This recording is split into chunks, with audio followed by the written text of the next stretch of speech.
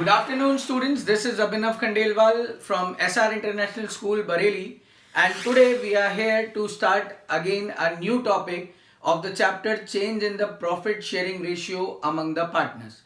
The name of the topic today is Goodwill. I hope you all are aware of the term Goodwill.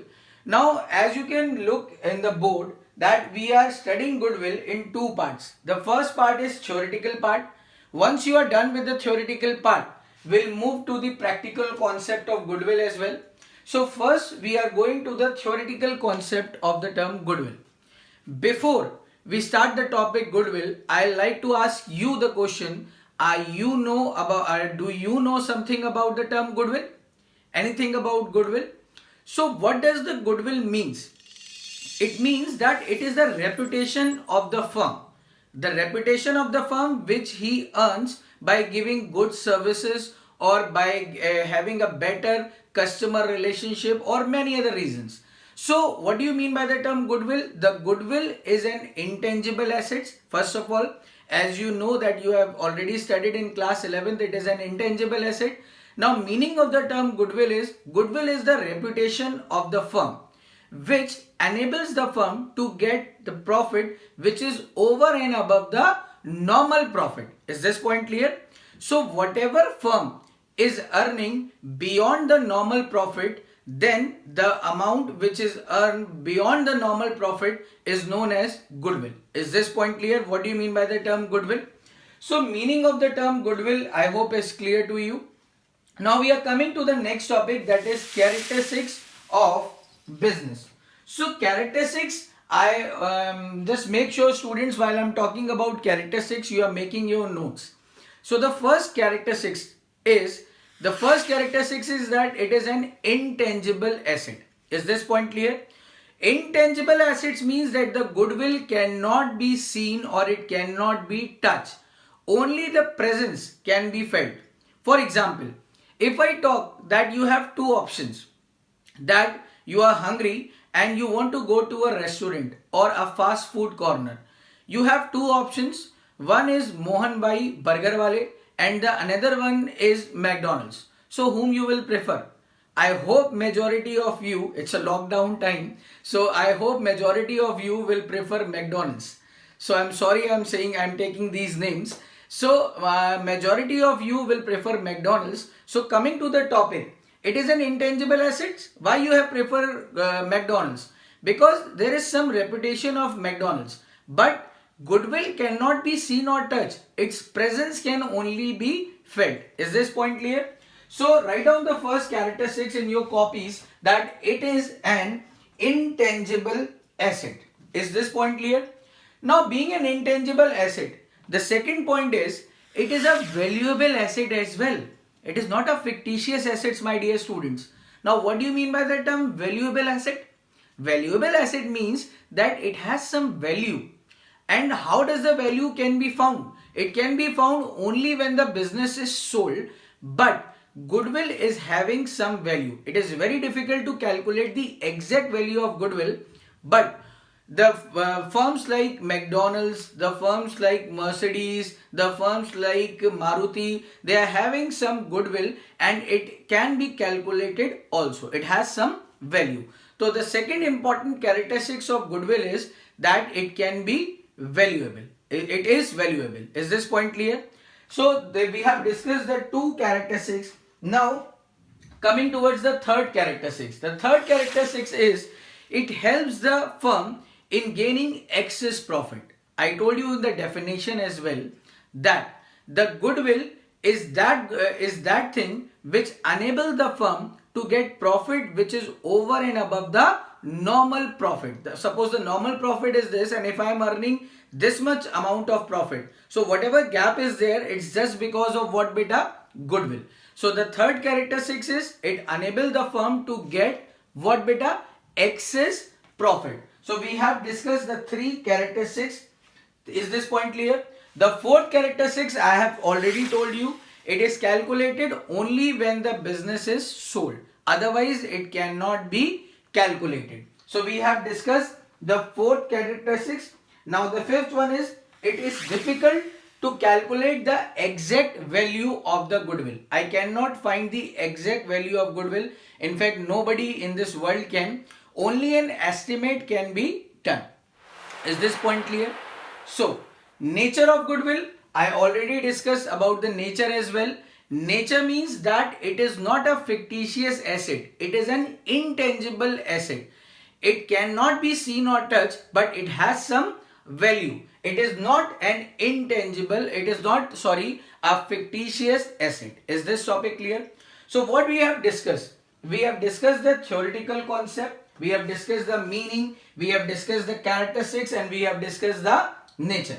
Now coming towards the next topic, which is a very important topic, and this will be your numerical portion as well. Make sure you are writing everything. Now what the meaning is practical concept, and just make things very clear just for your MCQ. If we have to calculate goodwill, if there is a question on calculation of goodwill, then goodwill is calculated as per accounting standard 26.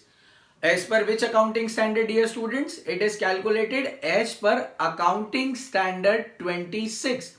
And what is this accounting standard? Just make sure you are writing everything. Accounting standard 26 is valuation of intangible assets. What does accounting standard 26 stands for? It stands for valuation of intangible asset. Is this topic clear? So, while we talk about practical concept, the goodwill as per the practical concept is divided into two parts. The first one is self-generated goodwill and the second one is purchased goodwill. Is this topic clear? It is divided into two parts, self-generated, and the second one is beta what? Purchased goodwill. So let me make it very clear to you, and after this we'll start with the next video, and in the next video I'll tell you how to do the numericals. So self-generated goodwill means what?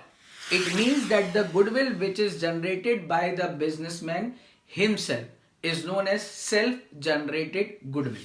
Is this point clear? He has not purchased the goodwill from anywhere. Suppose I have started a business. मैंने एक business शुरू किया है बेटा, और मैं उस business को शुरू से लेकर लास्ट तक चला रहा हूं, बरसों से चला रहा हूं, तो बेटा उस बिजनेस की कुछ क्या होगी? Goodwill. But can the goodwill be calculated? No, it cannot be calculated because it is a self-generated goodwill. How can I say that my goodwill is having this much value? Because I don't know. So the self-generated goodwill means that the businessman has generated the goodwill himself. He has not purchased the goodwill from any other mode. Is this point clear? So self-generated goodwill. If we talk about self-generated goodwill, write down the notes. It cannot be recorded in the books of the firm. Why it cannot be recorded? Because its value cannot be ascertained. Is this point clear?